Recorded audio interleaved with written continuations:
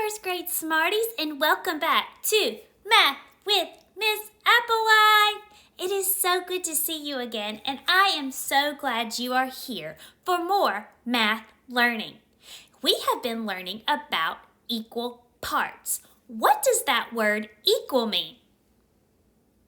Yes, good job! Equal means the same. And when we have equal parts of an object or shape, we are working with this word known as fractions. Can you say it with me? Very good. And you have seen fractions many times, and you have worked with them with Lola, and we also talked about them on Tuesday in our other video. But fractions look like this: 1/2, 1/4. They tell us the number of parts out of the whole. So you have been working with fractions all the time. And fractions have to have equal parts. Very good. So today we are going to finalize our learning on equal parts or fractions. And you have done amazing learning about halves. How many equal parts are in a half? Yeah, 2. And fourths or quarters. How many equal parts are in fourths or quarters? Yes, 4. Amazing job. I told you guys were so smart. So we are going to finalize our learning with fractions today. When you finish with this video, you will log into Seesaw and you will find this activity here. Boop, boop, boop, boop, boop. And you are going to click Add Assignment just like always. Then you are going to complete the activity using your finger to mark it up. So it says Math Test, partitioned circles and rectangles. It's not really a test. Shh.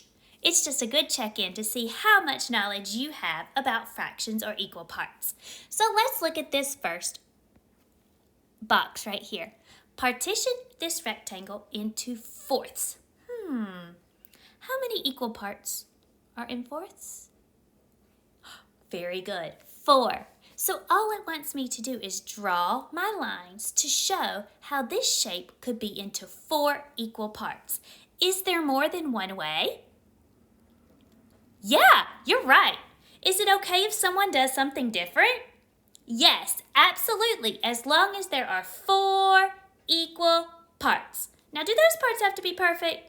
No, but we try our best because they need to be equal or as close as we can get them. Excuse me. This second box says the rectangle is partitioned into blank. Oh, shh, don't tell. I know you're so excited, but shh, I want to know what you know. So this is where I'm either going to write the word halves or fourths. Okay? So you're going to write a word on the blank.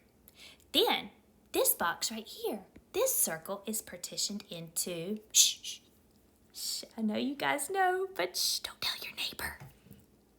Yes, so you're going to write the words again. You're either going to choose the word halves or fourths to tell me what that shape is partitioned into. Then on this box, box 4, partition this circle into halves. How many equal parts do I need? Yes, you're right, there are 2. Can it look a little bit different from someone else's? Is there more than one way?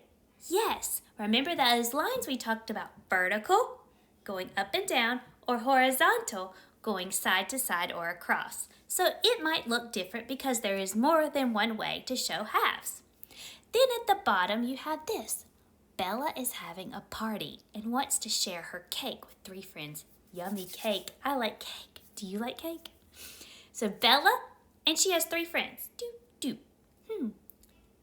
How would you partition it to make equal parts? So how would she partition this circle to make equal parts? You can't forget Bella. It does say 3 friends, but we have to include Bella and 3 friends. So you will draw this circle into fourths. Then you will answer the sentence down here at the bottom. I have made blank equal shares. Shh, shh. So here I will write the number. Okay, the standard form of the number. And then I divided the circle into, you will either choose the word halves or fourths. I know you guys are going to do some amazing work because you have learned so much about equal parts or fractions. I am so proud of you. You guys are truly amazing mathematicians. I can't wait to learn more math with you next time. See you soon!